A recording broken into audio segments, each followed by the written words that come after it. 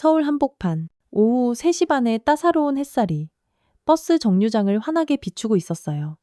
국정원 대테러 팀장 한서연은 오늘만큼은 평범한 옷차림으로 거리를 나섰죠. 검은색 니트에 편안한 청바지, 그리고 새하얀 운동화까지. 무려 28년간 특수부대와 국정원에서 칼날 위를 걷는 듯한 일상을 보내온 그녀였지만 오늘은 정말 완전히 달랐습니다. 평소 같았다면 몸에 딱 붙는 검은 정장에 아찔한 구두를 신고 있었을 텐데 말이에요.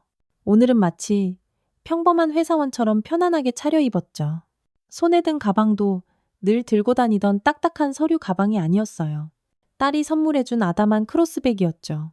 가방 안에는 업무용 태블릿도 기밀 문서도 없었습니다. 그저 지갑과 핸드폰, 그리고 딸과 함께 볼 영화표 2장만 달랑 들어있을 뿐이었어요. 핸드폰 화면에는 딸 지아와의 약속이 반짝이고 있었습니다. 오후 4시 강남 CGV 앞에서 만나기. 대학생이 된 딸과 정말 오랜만에 영화를 보기로 한 약속이었죠. 서연은 가슴 깊은 곳에서부터 두근두근 설렘이 차오르는 걸 느꼈습니다. 언제부터였을까요? 딸과 함께 보내는 시간이 이렇게나 소중하게 느껴지기 시작한 게 말이에요. 지아가 어릴 때는 항상 일에 쫓겨 살았거든요. 특전사 시절에는 고된 훈련과 작전으로, 국정원에 들어온 후에는 끝도 없는 정보 분석과 현장 업무로 정신없이 바빴죠. 딸 아이의 입학식도 졸업식도 단 한 번도 제대로 챙겨주지 못했던 기억이 떠올라 가슴 한쪽이 아려왔습니다. 그때마다 지아는 괜찮다, 이해한다고 말했지만 서연은 마음 한구석이 늘 무겁고 아팠어요. 하지만 이제는 달랐습니다. 지아가 어엿한 대학생이 되면서 서연도 조금씩 일과 삶의 균형을 찾아가고 있었어요. 특히 최근 들어서는 딸과의 시간을 더욱 소중하게 여기게 되었죠. 훌쩍 커서 성인이 되어가는 딸의 모습을 보면서 놓쳐버린 시간들을 어떻게든 되찾고 싶은 마음이 간절했습니다. 끼익 소리와 함께 743번 버스가 멈춰섰습니다. 서연은 교통카드를 찍으며 버스 안으로 올라탔어요. 평일 오후라 그런지 다행히 자리는 넉넉했죠. 창가 자리에 앉은 서연은 가방에서 책을 꺼내려다 그냥 두었습니다. 대신 멍하니 창밖 풍경을 바라보기로 했어요. 거리에는 평범한 사람들의 너무나도 평범한 일상이 흐르고 있었습니다. 횡단보도를 건너는 직장인들, 유모차를 끌고 가는 젊은 엄마, 학원 가방을 맨 초등학생까지 모두가 저마다의 이야기를 가지고 오늘 하루를 살아가고 있었죠. 서연은 문득 이런 평범함이 얼마나 소중한지 새삼 깨달았습니다. 국정원에서 일하며 늘 팽팽한 긴장 속에서 살아왔던 그녀였어요. 테러 위협, 국가 기밀, 목숨을 건 임무들. 하루에도 몇 번씩 생사의 갈림길에 섰고 언제나 최악의 시나리오를 대비해야 했죠. 하지만 이 모든 것들이 결국 저런 평범한 일상을 지키기 위한 것이었다는 걸 오늘따라 더욱 가슴 깊이 느꼈습니다. 특히 딸 지아가 대학생이 되면서부터는 더욱 그랬어요. 딸이 친구들과 깔깔 웃으며 캠퍼스를 거닐고 남자친구와 데이트를 하고 미래의 꿈을 키워나가는 모습을 볼 때마다 서연은 자신의 일이 얼마나 의미 있는지 깨달았죠. 누군가의 평범한 행복을 지키는 일, 그것이 바로 자신의 사명이었으니까요. 버스가 한강대교 위를 유유히 건너갔어요. 서연은 한강을 바라보며 후 하고 깊게 숨을 들이마셨습니다. 마치 28년 만에 처음으로 진짜 휴식을 취하는 것만 같았어요. 강물이 햇살에 반짝반짝 부서지는 모습이 참 아름다웠죠. 평소 같았다면 이런 풍경을 제대로 감상할 마음의 여유조차 없었을 텐데 오늘은 달랐습니다. 띠링. 핸드폰에서 지아의 메시지가 도착했습니다. 엄마, 나도 지금 출발했어. 오늘 진짜 기대돼. 엄마랑 영화 보는 거 진짜 오랜만이잖아. 서연은 싱긋 미소를 지으며 답장을 보냈어요. 엄마도 우리 딸 보고 싶어. 조금만 기다려. 엄마도 정말 기대돼. 딸과의 시간이 얼마나 소중한지 다시 한번 느끼며 창밖을 바라보는 서연의 마음은 더없이 평온했습니다. 오늘은 정말 아무 일 없는 평범한 하루가 되기를. 국정원 팀장도 특전사 출신도 아닌 그저 딸을 사랑하는 평범한 엄마로서 하루를 보내고 싶었거든요. 버스는 계속해서 강남 방향으로 향했고 서연은 마음속으로 오늘 하루가 제발 평화롭게 지나가기를 간절히 바랐습니다. 버스가 한강을 건너 강남으로 접어들 무렵 서연은 여전히 창밖 풍경에 마음을 빼앗겨 있었습니다. 오랜만에 느끼는 평온함이 나른하게 온몸을 감싸고 있었죠. 하지만 그 평온함은 그리 오래가지 못했어요. 다음 정류장에서 우락부락한 남자 4명이 버스에 올라탔습니다. 서연은 직감적으로 알아챘어요. 저들은 평범한 승객이 아니다. 28년간 현장에서 단련된 그녀의 감은 단 한 번도 틀린 적이 없었거든요. 반팔 티셔츠 밖으로 드러난 화려한 문신, 험악한 인상, 그리고 무엇보다 그들이 풍기는 특유의 위압적인 기운이 있었죠. 4명 중 가장 나이가 많아 보이는 남자가 앞장서 걸었습니다. 40대 중반쯤으로 보이는 그는 값비싼 명품 정장을 걸치고 있었지만 얼굴에는 칼에 베인 듯한 흉터가 선명했어요. 그를 뒤따르는 3명은 모두 20대 후반에서 30대 초반으로 보였죠. 그들의 건들거리는 걸음걸이와 주위를 훑는 시선 처리만 봐도 딱 조직 생활하는 사람들이라는 걸 알 수 있었습니다. 서연은 속으로 긴장했지만 겉으로는 전혀 표정을 드러내지 않았어요. 대신 슬쩍 주변을 살펴보았죠. 버스 안에는 대략 30명 정도의 승객이 있었습니다. 대부분 평범한 시민들이었어요. 직장인, 학생, 주부들이 각자의 생각에 빠져 있었죠. 그때 서연의 시선이 버스 중간쯤에 앉아있는 한 여성에게 머물렀습니다. 20대 초반으로 보이는 그녀는 단정한 사복 차림에 허리를 꼿꼿이 세운 자세로 앉아 있었어요. 특히 그녀의 어깨에 단단히 맨 가방 스트랩에 달린 작은 계급장이 서연의 눈에 띄었죠. 갓 임관한 신임 여군 중이었습니다. 여군 중위는 조용히 앉아 있었지만 서연은 그녀가 이미 저 남자 4명을 경계하고 있다는 것을 눈치챘어요. 군인다운 예리한 관찰력이었죠. 하지만 그녀는 아직 너무 젊고 실전 경험이 부족해 보였습니다. 아니나 다를까 남자 4명 중 리더격인 인물이 여군 중위 근처로 다가갔어요. 최강일이라는 이름의 그는 조직에서 꽤 높은 위치에 있는 것 같았죠. 그의 부하들이 자연스럽게 여군 중위를 포위하듯 둘러쌌습니다. 처음에는 아주 사소한 시비로 시작됐어요. 최강일이 여군 중위에게 자리를 비켜달라고 요구했죠. 하지만 그의 말투와 태도는 전혀 정중하지 않았습니다. 오히려 노골적으로 위협적이었어요. 어이 아가씨, 우리가 좀 앉아야겠는데 거자리 좀 비켜주시지? 최강일의 목소리에는 가식적인 친절함이 역겹게 묻어 있었죠. 여군 중위, 이소희는 침착하게 대답했습니다. 죄송하지만 빈자리가 많이 있는데요. 다른 곳에 앉으시면 안 될까요? 아, 그래? 근데 우린 꼭 여기 앉고 싶거든. 최강일의 목소리가 점점 더 낮고 위협적으로 변했어요. 버스 안의 분위기가 순식간에 싸늘하게 얼어붙었습니다. 다른 승객들은 뭔가 심상치 않은 일이 벌어지고 있다는 것을 느끼기 시작했어요. 하지만 젠장. 아무도 선뜻 나서려 하지 않았죠. 모두 약속이라도 한 듯 슬그머니 고개를 돌리고 못 본 척 했습니다. 소희는 여전히 침착함을 유지하려 애썼지만 서연은 그녀가 속으로 바짝 긴장하고 있다는 것을 알 수 있었어요. 군인으로서 훈련받은 자세를 유지하고는 있었지만 이런 실전적인 위협에 대한 경험은 부족했죠. 최강일의 부하 중 한 명이 소희에게 한 걸음 더 가까이 다가섰습니다. 야, 우리 형님이 말씀하시잖아. 왜 이렇게 빡빡하게 굴어? 군인이면 선배한테 예의를 지켜야 하는 거 아니야? 저는 제자리에 앉아 있을 뿐입니다. 시비 걸지 말아주시죠. 소희의 목소리는 여전히 단호했어요. 하지만 상황은 점점 더 악화되고 있었습니다. 최강일은 마치 이 상황을 즐기는 것 같았어요. 그의 부하들도 서서히 먹잇감을 몰아가듯 압박의 수위를 높여갔죠. 서연은 가슴이 답답해졌습니다. 이런 상황을 그냥 모른 척 지켜볼 수는 없었어요. 하지만 오늘만큼은 정말 평범한 하루를 보내고 싶었거든요. 딸 지아와의 약속도 있었고 불필요한 일에 휘말리고 싶지 않았죠. 그러나 최강일이 시커먼 손을 뻗어 소희의 어깨를 잡으려는 순간 서연은 더 이상 참을 수 없었습니다.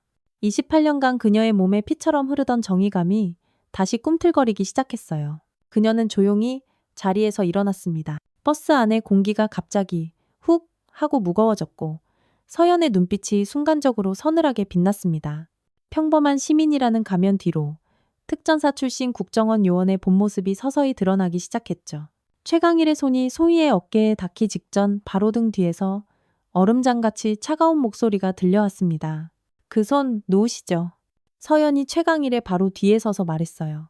목소리는 나지막했지만 그 안에는 감히 거역할 수 없는 확고한 의지와 서늘한 경고가 담겨 있었습니다. 최강일은 획 하고 뒤를 돌아보며 누가 감히 자신에게 이런 말을 하는지 확인하려 했어요. 서연을 본 최강일은 픽 하고 코웃음을 쳤습니다. 평범한 옷차림에 어디서나 볼 수 있는 중년 여성의 모습이었거든요. 뭐야, 이 아줌마는? 네가 뭔데 참견이야. 갈 길이나 가쇼? 최강일은 서연을 완전히 무시하며 다시 소희를 향해 손을 뻗었습니다. 하지만 바로 그 순간 서연의 손이 눈 깜짝할 사이에 움직여 최강일의 손목을 정확하게 낚아챘어요.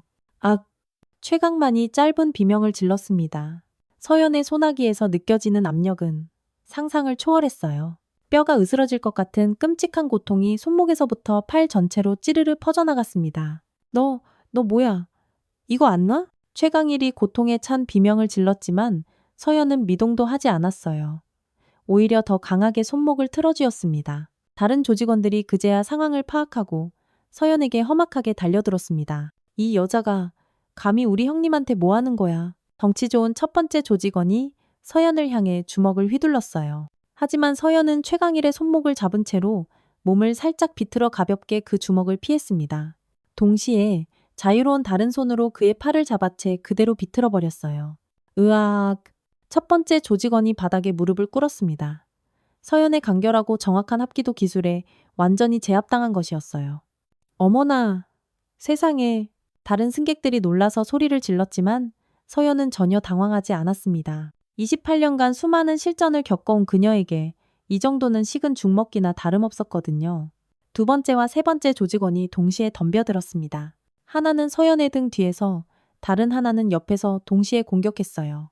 좁은 버스 통로에서 3명을 상대하는 것은 쉽지 않은 일이었지만 서연에게는 오히려 유리한 지형이었습니다. 적들이 한꺼번에 달려들 공간이 나오지 않았거든요. 서연은 최강일의 손목을 놓아주며 바람처럼 재빨리 움직였습니다. 뒤에서 오는 공격을 옆으로 스르륵 피하며 동시에 옆에서 날아오는 주먹을 손목으로 툭 막아냈어요. 그리고는 즉시 반격에 나섰습니다. 퍽! 정확한 타이밍에 상대방의 급소를 노린 간결한 타격이었어요. 으크! 두 번째 조직원이 복부를 움켜쥐고 그대로 쓰러졌습니다. 서연의 정확한 타격에 숨을 제대로 쉴 수 없었어요. 세 번째 조직원은 그 모습을 보고 겁을 먹고 뒤로 물러섰지만 서연은 그를 놓아줄 생각이 없었습니다. 한 걸음에 그에게 다가가 어깨를 잡고 그대로 다리를 걸어 넘어뜨렸어요. 쿵! 쿵! 쿵! 눈 깜짝할 새에 버스 바닥에 건장한 조직원 3명이 나뒹굴었습니다. 최강일만이 벽에 기대어 서 있었는데 그의 얼굴은 분노와 당황으로 시뻘게 일그러져 있었어요. 너 대체 뭐야? 뭐 하는 년이야? 최강일이 악을 썼지만 목소리 끝에는 두려움이 선명하게 묻어 있었습니다. 서연은 최강일을 향해 조용히 한 걸음 다가갔습니다. 최강일이 본능적으로 주먹을 휘둘렀지만 그 주먹은 서연에게 마치 슬로우 모션처럼 보였어요. 그녀는 너무나도 쉽게 그 주먹을 피하고 최강일의 팔을 잡아 그대로 어깨너머로 던져버렸습니다. 완벽한 업어치기 기술이었어요. 쿵! 최강일이 버스 바닥에 보기 좋게 내동댕이 쳐지며 끙! 하는 신음소리를 냈습니다. 서연은 그의 위에 서서 얼음처럼 차가운 눈빛으로 그를 내려다보았어요. 다시는 힘없는 여성을 괴롭히지 마세요. 이번이 마지막 경고입니다. 서연의 목소리는 조용했지만 그 안에는 강철 같은 의지가 담겨 있었습니다. 버스 안의 모든 승객들이 숨을 죽이고 이 믿을 수 없는 광경을 지켜보고 있었습니다. 불과 30초도 안 되는 시간에 건장한 남자 4명을 모두 제압한 서연의 모습은 그들에게 충격 그 자체였어요. 특히 소희는 눈을 동그랗게 뜨고 서연을 넋놓고 바라보고 있었습니다. 평범해 보이는 중년 여성이 이런 엄청난 실력을 가지고 있다는 것이 도저히 믿어지지 않았거든요. 최강일이 일어나려고 바둥거렸지만 서연이 발로 그의 가슴을 가볍게 꾹 눌렀습니다. 움직이지 마세요. 최강일은 더 이상 저항할 수 없었어요. 서연의 눈빛에서 진짜 살기를 느꼈기 때문입니다. 버스에서 내리세요. 서연이 나지막이 말했습니다. 최강일과 조직원들은 서로를 부축하며 비틀비틀 일어났어요. 그들의 자존심은 땅에 떨어져 산산조각 나 있었습니다. 특히 최강일은 평생 이런 굴욕을 당해본 적이 없었거든요. 버스가 다음 정류장에 도착하자 최강일은 조직원들과 함께 허둥지둥 내렸습니다. 하지만 내리기 전에 서연을 향해 독이 가득한 눈빛을 보냈어요. 너, 내가 누군지 알아내고 말겠어. 이대로 끝날 줄 알지 마. 최강일의 목소리에는 분노와 복수심이 들끓었습니다. 서연은 무표정한 얼굴로 그를 똑바로 바라보았습니다. 네, 언제든지 기다리고 있겠습니다. 그녀의 대답은 너무나도 차분했지만 그 안에는 단 한 줌의 두려움도 없었어요. 최강일은 더 이상 할 말을 찾지 못하고 침을 퇴 뱉으며 버스에서 내렸습니다. 문이 닫히자마자 버스 안에서 와 하고 박수 소리가 터져 나왔습니다. 승객들이 서연을 향해 박수를 치며 고마움을 표현하고 있었어요. 아주머니, 정말 멋있으셨어요. 와, 대단하십니다. 진짜 속이 다 시원하네요. 여기저기서 칭찬의 목소리가 들려왔습니다. 소희는 서연에게 다가가 90도로 깊숙이 고개를 숙였습니다. 정말 고맙습니다. 선배님 덕분에 큰일을 면했습니다. 소희의 목소리에는 진심 어린 감사가 가득 담겨 있었어요. 서연은 부드러운 미소를 지으며 괜찮아요.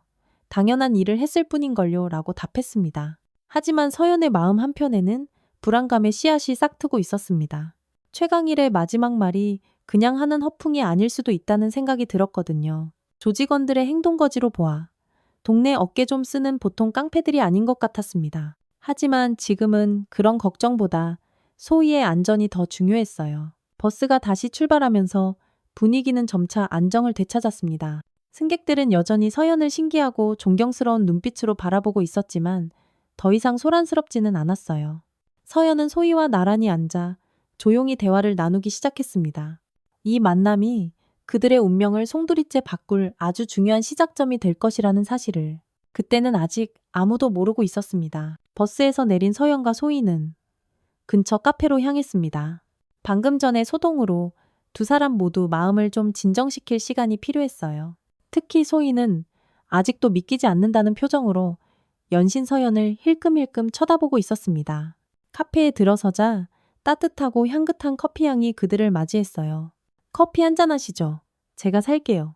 서연이 먼저 말을 꺼냈습니다. 소희는 아니에요. 제가 대접해야죠. 도움을 받았는데라며 손사래를 쳤지만 서연은 빙그레 웃으며 고개를 저었고 그대로 카운터로 향했어요. 따뜻한 아메리카노 두 잔을 주문하고 창가 자리에 마주보고 앉았습니다. 정말 고맙습니다. 어떻게 이 감사를 다 표현해야 할지 모르겠습니다. 소희가 다시 한번 진심을 담아 말했습니다. 서연은 부드러운 미소를 지으며 말했어요. 에이, 별 말씀을요. 당연한 일을 했을 뿐이에요. 그런데 혹시 군인이세요?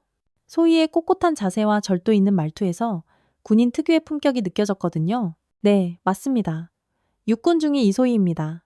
충성. 소희가 자신도 모르게 정중하게 자기소개를 했습니다. 얼마 전에 임관했습니다.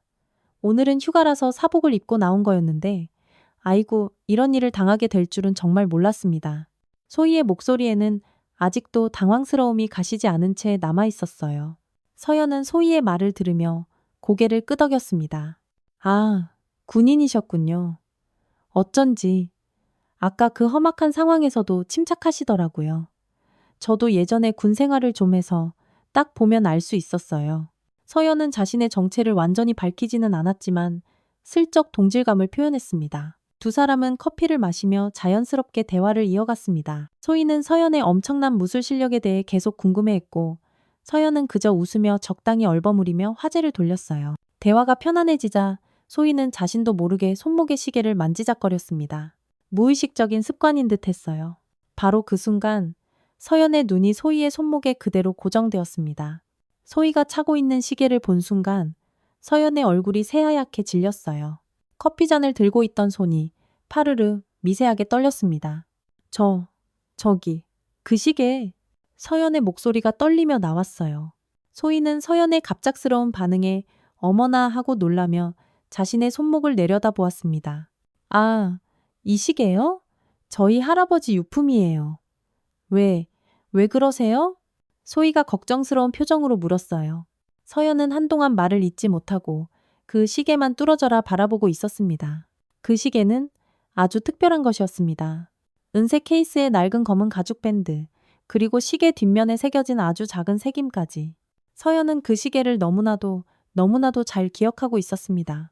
28년 전, 자신이 어쩔 수 없이 두고 떠나야 했던 바로 그 시계였거든요. 혹시 할아버님 성함이 어떻게 되세요? 서연이 떨리는 목소리로 조심스럽게 물었습니다. 소희는 여전히 상황을 이해하지 못했지만 서연의 너무나도 진지한 표정을 보고 정확히 대답했습니다. 박진태세요. 작년에 돌아가셨어요. 평생 강릉에서 사셨는데 소희의 말을 듣는 순간 서연의 눈에 뜨거운 눈물이 핑 맺혔습니다. 박진태. 바로 그 이름이었어요. 28년 전 죽음의 문턱에서 자신을 구해준 생명의 은인, 그분의 이름이었습니다. 서연은 후 하고 깊은 숨을 들이마셨습니다. 혹시 할아버님께서 28년 전에 온몸에 피를 흘리는 다친 여군을 돌봐주신 적이 있나요? 서연의 질문에 소희의 눈이 동그래졌어요. 네? 헐, 어떻게 그걸 아세요? 할아버지가 가끔 그 이야기를 하셨어요. 소희는 기억을 더듬어 조심스럽게 이야기하기 시작했습니다. 할아버지가 말씀하시기를 어느 비 오는 날 밤, 집 앞에서 웬 여군 한 분이 쓰러져 있는 걸 발견하셨대요. 총상까지 입어서 상태가 아주 심각했다고. 병원에 데려가려고 했는데 그분이 절대 안 된다고 제발 집에서 치료해달라고 간절히 부탁하셨다고 하셨어요. 서연은 그때의 기억이 마치 어제 일처럼 생생하게 떠올랐습니다. 강릉 지역으로 침투 작전을 수행하던 중 적의 추격을 받다 큰 부상을 입었던 그날 밤, 겨우겨우 민가에 숨어들었는데 그 집의 주인이 바로 박진태 어르신이었어요. 그분은 자신의 위험을 무릅쓰고 일면식도 없는 자신을 숨겨주고 정성껏 치료해 주었습니다. 할아버지가 며칠 동안 밤낮으로 간호해 주셨대요. 그런데 어느 날 아침에 일어나 보니 흔적도 없이 사라지셨다고. 이 시계 하나만 달랑 남겨두고요. 소희가 손목의 시계를 다시금 슬프게 바라보며 말했습니다. 할아버지는 평생 이 시계를 소중하게 보관하셨어요. 언젠가 그분을 다시 만나게 되면 꼭 돌려드리고 싶다고 늘 말씀하셨거든요. 서연의 눈에서 결국 참았던 눈물 한 방울이 주르륵 흘러내렸습니다. 제가 바로 그 여군이에요. 서연의 충격적인 고백에 소희가 깜짝 놀라며 자리에서 벌떡 일어섰어요. 네? 정말요? 정말 선배님이 그때 그분이세요? 소희의 목소리도 믿을 수 없다는 듯 떨리고 있었습니다. 서연은 고개를 끄덕이며 당시 상황을 힘들게 설명했습니다. 급작스럽게 떠날 수밖에 없었어요. 작전상 더 이상 그곳에 머물 수 없는 상황이었거든요. 그런데 그 시계는 돌아가신 제 아버지께서 주신 세상에 단 하나뿐인 유품이었어요. 할아버님께 제대로 감사 인사도 못 드리고 떠나서 지난 28년간 늘 마음의 빚으로 남아 있었습니다. 소희는 도저히 믿기지 않는다는 표정으로 서연을 바라보았습니다. 이건 단순한 우연이라고 하기에는 너무나도 신기하고 기적 같은 만남이었어요. 세상에, 할아버지께서 얼마나 기다리셨는지 몰라요. 그분을 찾으려고 여기저기 알아보시기도 하셨어요. 하지만 이름도 부대도 아무것도 모르시니까 정말 죄송합니다. 그때는 신분을 밝힐 수 없는 긴급 상황이었어요. 서연이 미안한 마음을 담아 진심으로 사과했습니다. 소희는 고개를 저으며 말했어요. 아니에요. 할아버지도 다 이해하고 계셨어요. 그분의 안전이 더 중요하다고 늘 그렇게 말씀하셨는걸요. 두 사람은 한동안 말없이 벅차오르는 감정을 추슬렀습니다. 28년이라는 긴 세월을 넘어 기적처럼 이어진 재회였어요. 서연은 박진태 어르신에 대한 그리운 추억을 떠올리며 마음이 복잡했습니다. 그분이 이미 돌아가셨다는 소식이 너무나도 슬펐지만 이렇게나마 인연의 끈이 이어진 것에 감사했어요. 할아버지께서 돌아가시기 전에 이 시계에 대해 유언을 남기셨어요. 소희가 조심스럽게 말했습니다. 그분을 다시 만나게 되면 이 시계를 꼭 돌려드리고 그동안 정말 감사했다고 당신 덕분에 남은 평생을 자랑스럽게 살 수 있었다고 그렇게 전해달라고 하셨어요. 그리고 소희가 잠시 머뭇거렸어요. 그리고 또 뭐라고 하셨나요? 서연이 궁금해하며 물었습니다. 소희는 환하게 미소를 지으며 대답했어요. 그분이 우리나라를 지키는 진짜 영웅이라고, 나라를 위해 목숨을 걸고 일하는 보이지 않는 곳의 진짜 영웅이라고 꼭 전해달라고 하셨어요. 서연의 마음이 뭉클해졌습니다. 박진태 어르신이 자신을 그렇게 생각하고 계셨다니 그분의 따뜻한 마음과 깊은 고마움이 28년이라는 아득한 시간을 뛰어넘어 고스란히 전해지는 순간이었습니다. 이것은 정말 운명적인 만남이었습니다. 소희는 잠시 고민하다가 조심스럽게 핸드폰을 꺼냈습니다. 아버지께 연락드려도 될까요? 아버지도 할아버지께 그 이야기를 많이 들어서 분명히 아실 거예요. 서연은 말없이 고개를 끄덕이며 동의했어요. 소희가 영상통화를 걸자 곧 화면에 푸근한 인상의 중년 남성의 얼굴이 나타났습니다. 우리 딸, 무슨 일이야? 화면 속 남성은 다정한 목소리로 물었어요. 그는 박준서였습니다. 50세의 베테랑 형사로 28년간 경찰 일을 해온 정의로운 사람이었어요. 소희는 흥분된 목소리로 방금 전의 상황을 설명하기 시작했습니다. 아빠, 정말 놀라운 일이 일어났어. 할아버지가 예전에 돌봐주셨던 그 여군분, 기억나? 그분을 방금 만났어? 소희의 말에 준서의 표정이 놀라움으로 가득 찼습니다. 뭐라고? 진짜야? 그게 정말이야?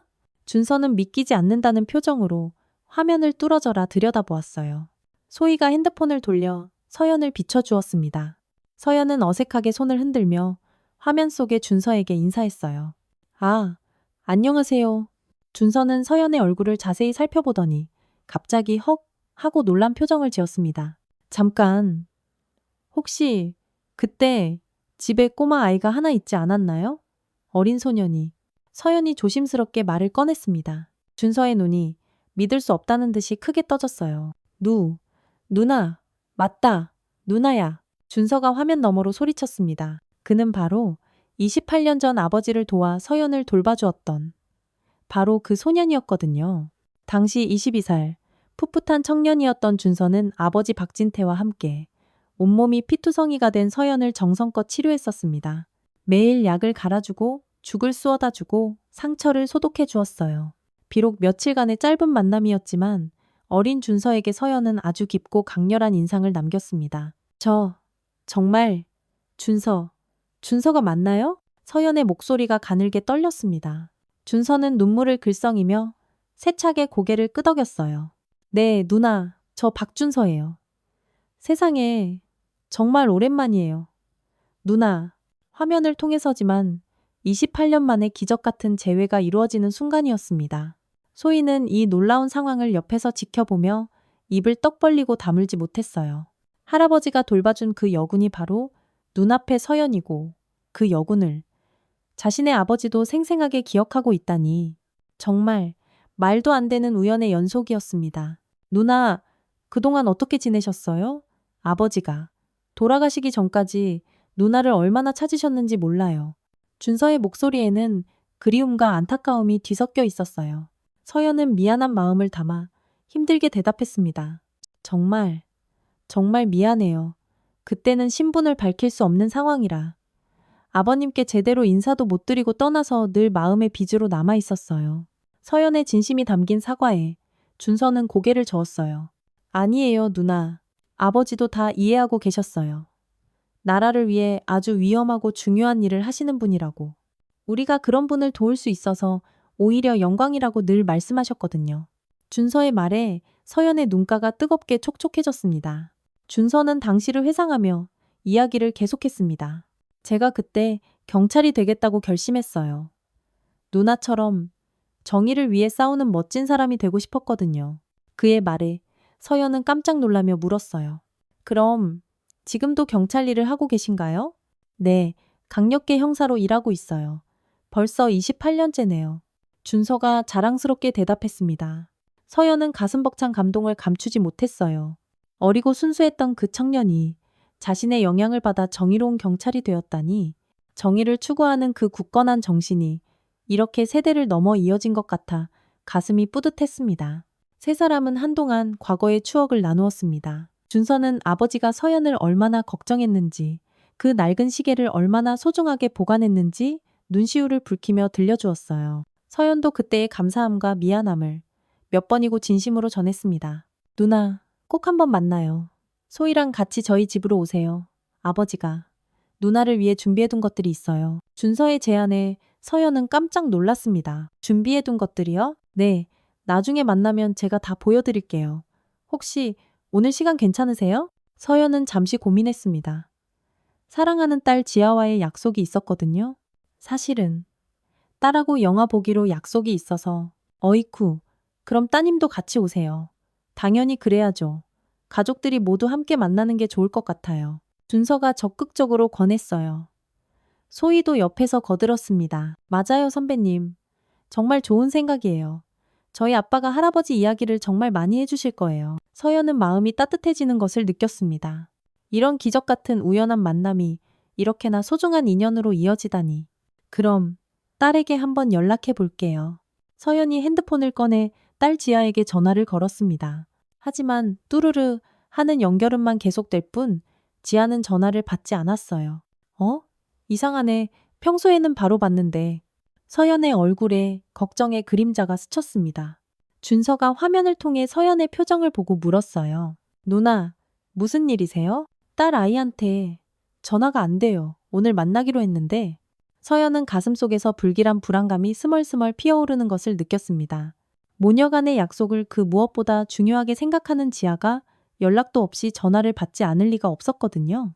혹시 무슨 바쁜 일이 있어서 그런 거 아닐까요? 소희가 위로하듯 말했지만 서연의 불안감은 쉽게 가라앉지 않았어요.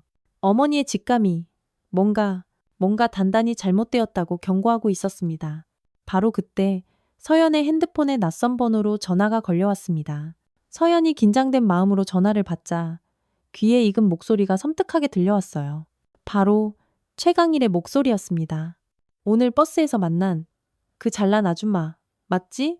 서연의 얼굴이 순간 돌처럼 굳어졌습니다.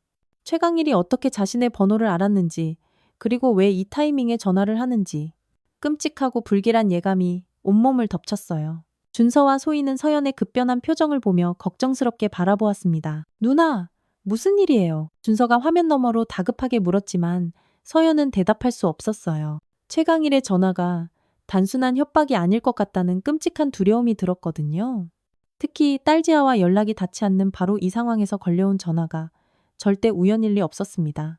행복하고 기적 같았던 재회의 순간이 갑자기 지독한 불안과 공포로 바뀌었습니다. 서연은 최강일의 전화를 받으며 최악의 상황을 대비해야 한다는 생각이 들었어요. 과거의 인연이 현재로 이어지는 기쁨도 잠시, 칠흑 같은 새로운 위기가 그녀에게 다가오고 있었습니다. 내 딸, 참 예쁘더라. 지아라고 하던가? 최강일의 비웃음 가득한 목소리가 전화기 너머로 악마처럼 흘러나왔습니다. 서연의 얼굴이 새하얗게 질렸어요. 최강일이 지아의 이름까지 알고 있다는 것은 이것이 단순한 협박이 아니라는 명백한 증거였습니다. 서연의 손이 부들부들 떨리기 시작했어요. 지아, 우리 지아, 어떻게 했어? 서연이 얼음장같이 차가운 목소리로 물었습니다. 카페 안에 다른 손님들이 서연의 날카로운 목소리에 놀라 돌아보았지만 서연은 그런 것을 신경 쓸 여유가 전혀 없었어요. 화면 너머의 준서와 소희도 상황이 최악으로 치닫고 있음을 직감하고 있었습니다. 화내지 마, 아줌마. 아직은 안전하니까. 후후. 하지만 언제까지 안전할지는 나도 잘 모르겠네? 최강일의 목소리에는 잔인한 쾌감이 가득 묻어 있었어요. 오늘 버스에서 내년 때문에 당한 굴욕. 그대로 갚아줘야지. 네가 내 소중한 자존심에 아주 큰 상처를 줬으니까 말이야. 서연은 온몸에 힘이 쭉 빠져나가는 것을 느꼈습니다. 지난 28년간 수없이 많은 위험과 죽음의 고비를 헤쳐온 그녀였지만 사랑하는 딸이 위험에 처한 상황은 완전히 차원이 다른 공포였습니다. 평소의 냉철함을 순식간에 잃고 감정이 격하게 요동치기 시작했어요. 돈을 원하는 거야? 얼마든지 줄게. 제발. 우리 지아만은 건드리지 마. 제발. 서연이 애타게 소리쳤습니다. 그러자 최강일은 뭐가 그렇게 웃긴지 깔깔거리며 대답했어요. 10억. 딱 10억만 준비해. 오늘 밤 12시까지. 터무니없는 금액이었지만 서연은 단 1초도 주저하지 않았습니다. 알겠어. 준비할게. 반드시 준비할게. 대신 지아 머리카락 한 올이라도 다치면 넌 내 손에 죽는다. 절대 용서 안 해. 서연의 목소리에는 서늘한 살기가 섞여 있었어요. 하지만 최강일은 전혀 두려워하는 기색이 없었습니다. 어쭈, 협박하는 거야? 지금 누가 위협할 입장인지 잘 생각해봐. 아줌마. 화면을 통해 상황을 지켜보던 준서가 다급하게 소리쳤습니다. 누나, 당장 경찰서로 오세요. 제가 어떻게든 도와드릴게요. 하지만 귀신같이 그 소리를 들었는지 최강일이 나지막이 경고했어요. 경찰? 경찰 부르는 순간 내 딸 다시는 못 볼 줄 알아. 명심해. 반드시 혼자 와야 해. 뚝. 전화가 끊어지자 서연은 그 자리에 주저앉고 말았습니다. 평생 누구에게도 의지하지 않고 강하게만 살아온 그녀였지만 이 순간만큼은 완전히 무력했어요. 하나뿐인 소중한 딸을 지키지 못했다는 끔찍한 자책감과 범인에 대한 불타는 분노가 동시에 밀려왔습니다. 소희가 서연의 어깨를 붙잡았습니다. 선배님, 진정하세요. 분명히 분명히 방법이 있을 거예요. 하지만 서연은 힘없이 고개를 저었어요. 내가 너무 안일했어. 최강일 같은 놈들이 얼마나 집요하고 악랄한지 알면서도 후회와 자책으로 목소리가 심하게 떨렸습니다. 준서가 화면을 통해 진지하고 단호한 목소리로 말했습니다. 누나, 저를 믿으세요. 제 경찰 경력이 28년입니다. 이런 납치 사건 셀 수 없이 많이 해결해 봤어요. 하지만 서연에게는 딸지아의 안전이 그 무엇보다 가장 중요했어요.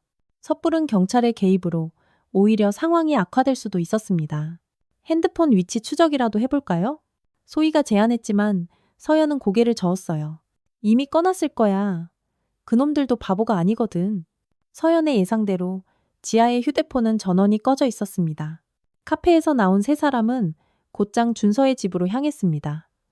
준서는 이미 집에서 초조하게 기다리고 있었어요. 집에 도착하자마자 준서는 서연을 꽉 안아주었습니다. 누나, 너무 걱정하지 마요.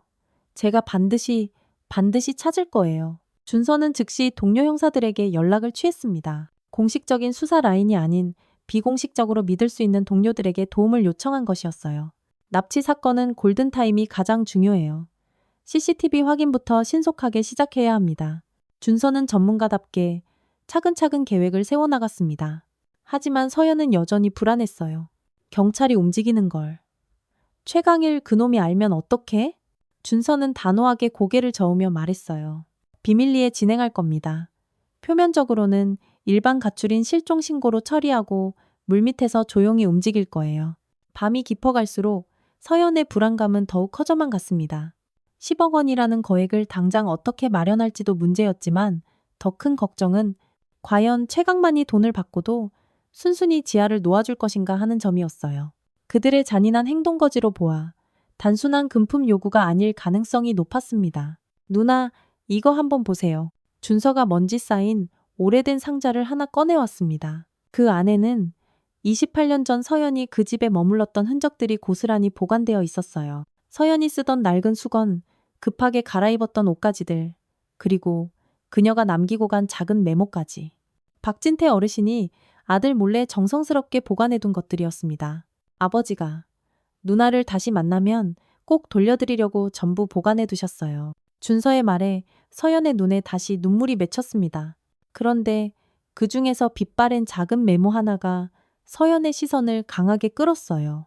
자신이 직접 쓴 글씨였습니다. 메모에는 당시 작전과 관련된 간단한 암호와 비상 연락처들이 적혀 있었어요. 그중 단 하나의 번호가 서연의 기억을 번개처럼 되살렸습니다. 국정원 내부에서도 극소수만 아는 최악의 긴급 상황에서만 사용할 수 있는 비밀 연락망이었거든요. 이걸로 도움을 요청할 수 있을 것 같. 서연이 희미한 희망이 섞인 목소리로 말했습니다. 하지만 28년이라는 긴 세월이 흐른 지금 그 연락망이 여전히 유효할지는 알 수 없었어요. 그래도 시도해볼 가치는 충분히 있었습니다. 밤이 더욱 깊어가면서 서연은 처음으로 진정한 절망감을 느꼈습니다. 28년간 나라를 위해 목숨을 걸고 일해왔지만 정작 자신의 하나뿐인 딸은 지키지 못했다는 끔찍한 자책감이 온몸을 짓눌렀어요. 무력감과 분노가 교차하면서 서연은 밤새 단 1분도 잠을 이루지 못했습니다. 준서와 소희는 번갈아가며 서연을 위로했지만 딸을 잃을 위기에 처한 어머니의 마음은 쉽게 진정되지 않았어요. 시간은 속절없이 흘러가고 있었고 최강일이 정한 마감 시간은 점점 더 가까워지고 있었습니다.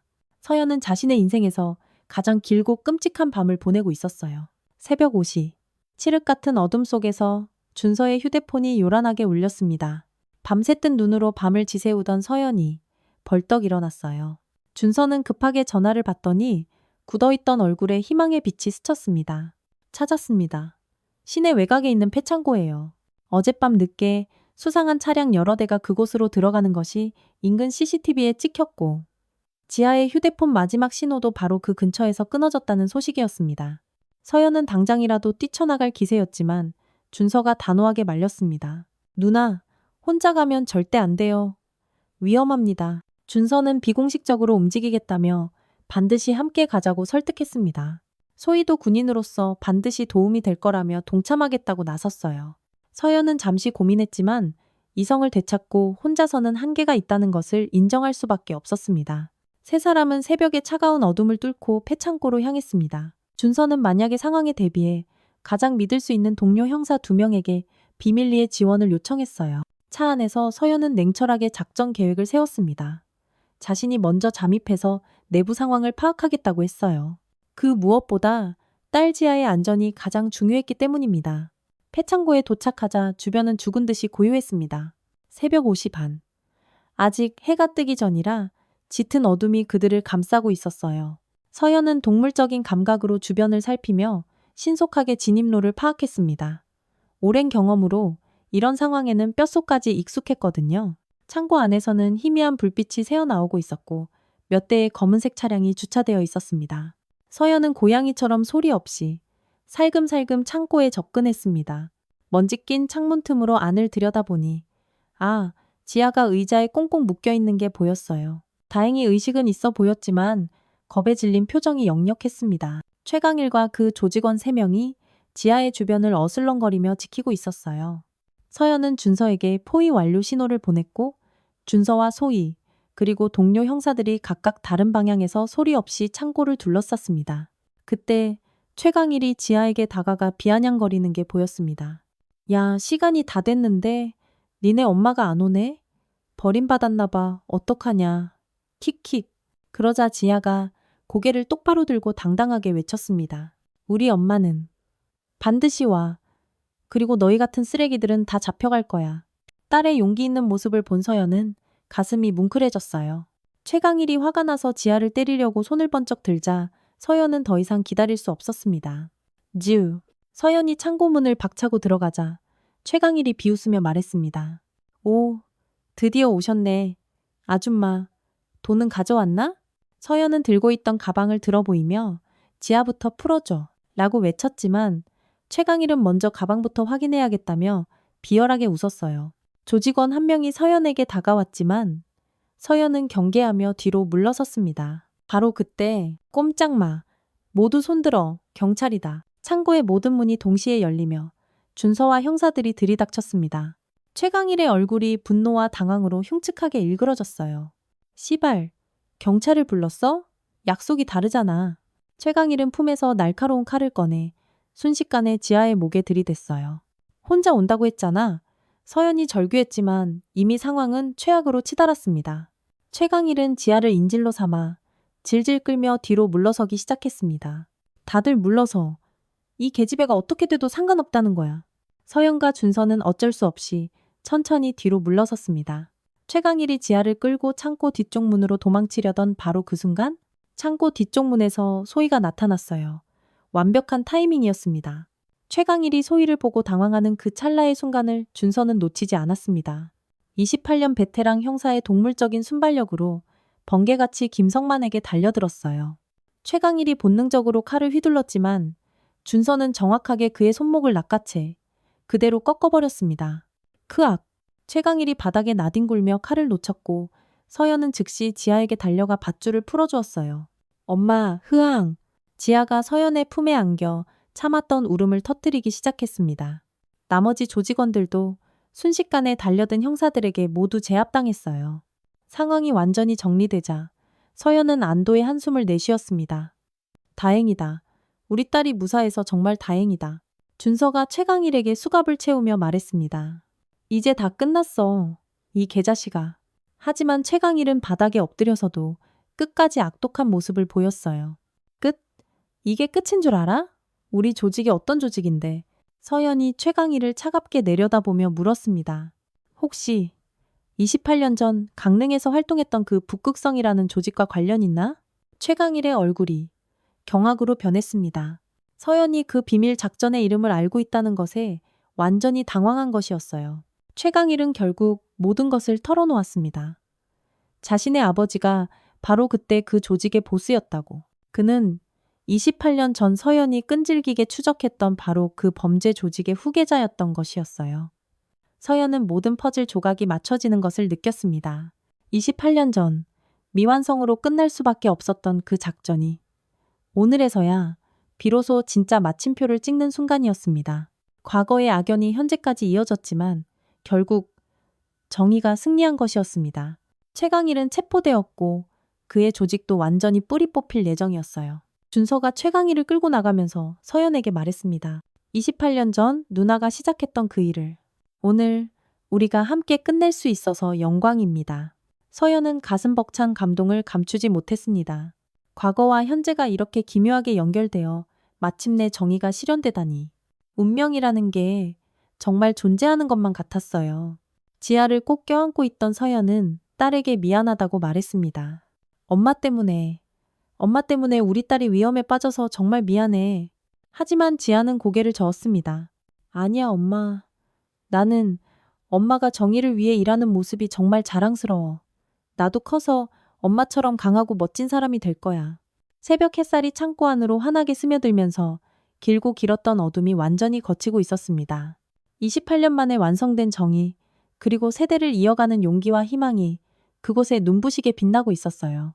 서연은 마침내 과거의 무거운 빚을 모두 갚았다는 평안함을 느꼈습니다. 일주일 후 서연의 집에는 따뜻한 웃음소리가 가득했습니다. 준서와 소희, 그리고 지아가 함께 모여 오손도손 저녁 식사를 하고 있었어요. 최강일과 그의 조직이 완전히 해체된 후 리사람은 자연스럽게 진짜 가족 같은 관계로 발전했습니다. 28년 만에 이루어진 진정한 의미의 재회였어요. 서연이 정성껏 준비한 음식들이 식탁 위에 푸짐하게 차려져 있었습니다. 보글보글 끓는 김치찌개, 달콤 짭짤한 불고기, 신선한 나물 반찬들까지. 준서는 이런 따뜻한 집밥을 먹어본 게 얼마만인지 모르겠네라며 감동을 감추지 못했어요. 혼자 살다 보니 늘 인스턴트 음식으로 대충 때우기만 했다고 하면서요. 소희는 지아와 금세 친해져서 정말 친한 언니 동생처럼 제잘거리고 있었습니다. 나이 차이가 그리 많지 않아서 공통 관심사도 많았어요. 지아는 소희에게 군대 생활에 대해 이것저것 신기한 듯 물어보고 소희는 자신의 경험담을 재미있게 들려주었죠. 두 사람의 밝은 대화를 듣고 있던 서연은 엄마 미소를 지으며 흐뭇하게 바라보았습니다.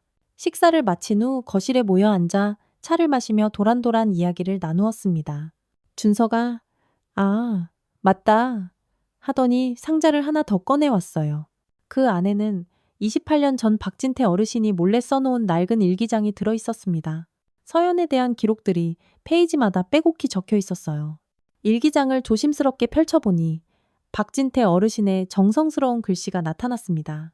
서연을 처음 발견하고 치료해주던 날들의 긴박했던 기록, 그녀가 갑자기 떠난 후의 걱정과 그리움, 그리고 언젠가 그녀를 다시 만나고 싶다는 간절한 바람들이 고스란히 담겨 있었어요. 서연은 한 페이지 한 페이지 천천히 읽어내려가며 눈시울을 붉혔습니다. 특히 마지막 페이지에 적힌 글귀가 서연의 마음을 깊이 울렸습니다. 그 젊은 여군이야말로 이 나라를 지키는 진짜 영웅이라는 것, 보이지 않는 곳에서 목숨 바쳐 희생하는 분이라는 것, 그리고 내 아들 준서가 부디 저런 분을 닮아서 정의롭고 훌륭한 사람으로 자라주기를 바란다는 내용이었어요. 박진태 어르신의 간절한 바람대로 준서는 정말 훌륭하고 정의로운 경찰이 되어 있었습니다. 그때 지아가 조용히 입을 열었습니다. 이번 일을 계기로 자신도 경찰이 되고 싶다는 꿈이 생겼다고요. 엄마처럼, 준서 아저씨처럼 정의를 위해 일하는 사람이 되고 싶다고 했습니다. 서연은 딸의 갑작스러운 결심에 놀라면서도 한편으로는 무척이나 자랑스러웠어요. 물론 위험한 일이기도 하지만 지아의 눈빛은 그 어느 때보다 확고해 보였습니다.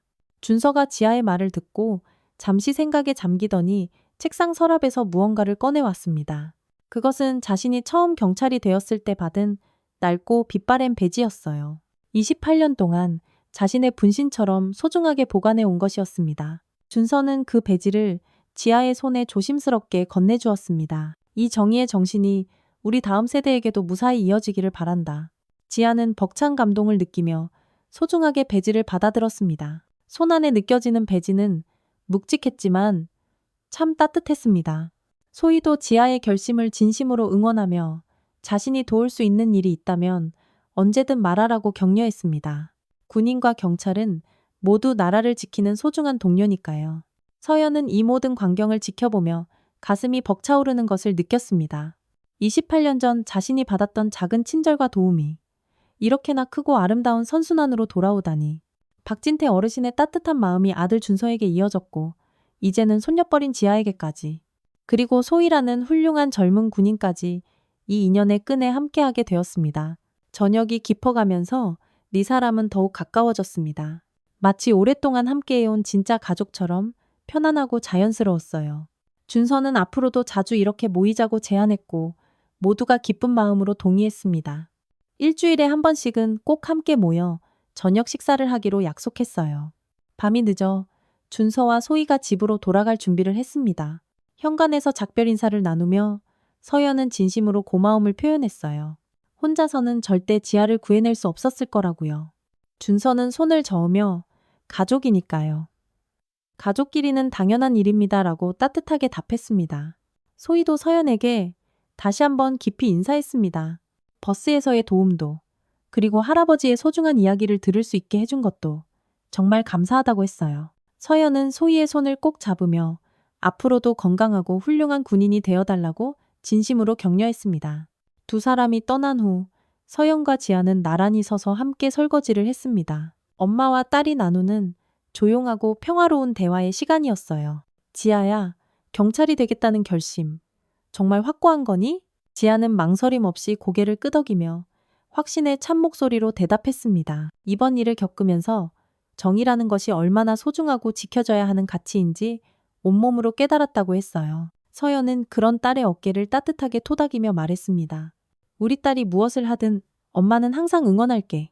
다만 안전, 그것만큼은 꼭 조심해야 한다. 알았지? 지아는 엄마에게서 배운 용기와 지혜로 반드시 훌륭한 경찰이 되겠다고 씩씩하게 약속했습니다. 그날 밤 서연은 정말 오랜만에 깊고 평온한 잠에 빠져들었습니다.